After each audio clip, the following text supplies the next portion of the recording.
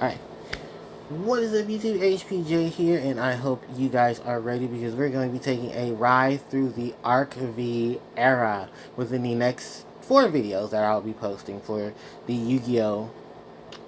Yu-Gi-Oh! Content and discussion.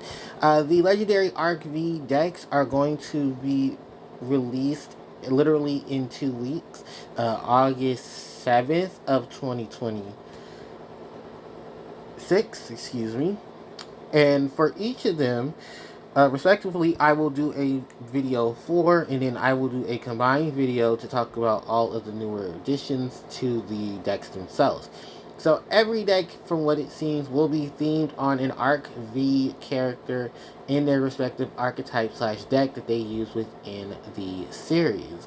The first one that we're going to be talking about is none other than Yuya, the main protagonist of Yu-Gi-Oh! Arc V, in his signature deck of Odd Eyes, Pendulum, Performamage. It's basically a lot. No, Performapals. His dad was Performamage.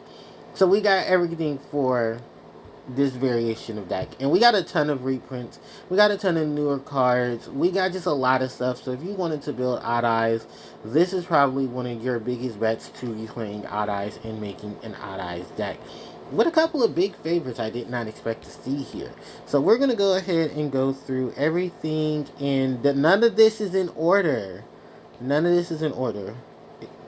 Thank you, Yu-Gi-Oh! Organization, for moving the first deck that I need to talk about to the bottom half of it. Alright, let's go through this. So we have 2 copies of Drolling Lockbird.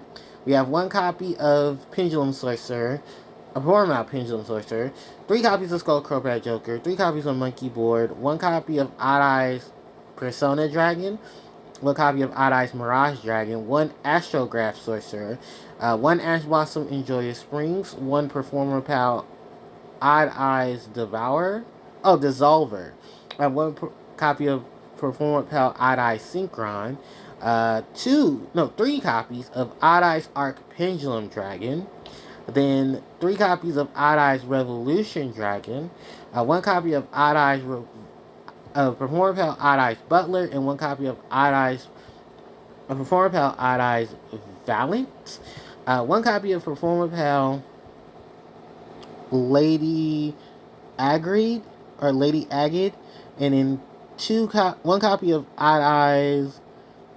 Performapals Jet Rude. Then 3 copies of Performapals Odd Eyes Seer, and then 1 copy of Mel Charming Perulia.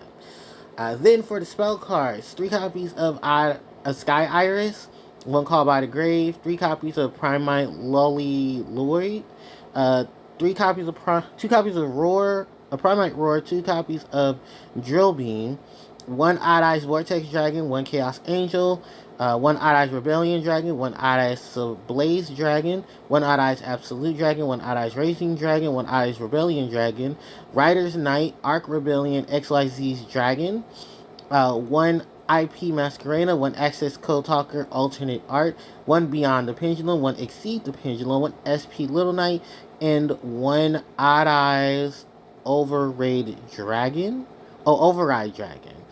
And the cards that are going to be coming in here that are going to be hollow, according to what I'm reading off of Yu-Gi-Oh! Organization, is that Performapals Monkey Board, Performapals Odd Eye Seer, Sky Iris, Odd Eyes Soul Blaze Dragon, Beyond the Pendulum, and Odd Eyes Overdrake Dragon are going to be the ones that have the chance of being Secret Rare or Starlight Rare, depending on what your chances of getting them.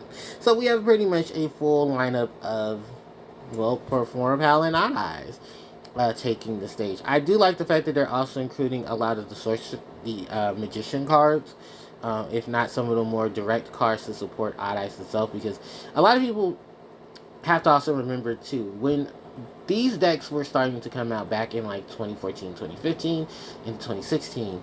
The crazy thing about the Odd Eyes stuff was that Odd Eyes came out first along with the Magicians, the more so the Pendulum Magicians, because the Performapals engine itself was slowly building up. The rise in Odd Eyes definitely came towards when Pepe started to rise, because now it was a combination of monsters who were both Performer Pal and Performer Mage working cohesively. Kind of, if you will say, it was a father and son deck, because Yuma's father and Yuma himself were taking. You're taking big pieces of their both of their strategies and you're putting it into one deck and forming practically what was known as one of the most tier zero decks in that time frame. That was before we got to Zodiac. Okay, I just want that to be known, because Odd Eyes did take over a good, because Pendulum stuff was all over, especially with Performer Power. Now they did have a lot of competition because the competition was very fierce back then. But when you look at how much of a growth this archetype itself has individually, that you say, wow, you really don't need the Performer Pal, the Performer Mages. You can just run the Odd Eyes, the Pendulum, and the Performer Pals and mesh that together, which is true, because you do get a good wave of things that works out.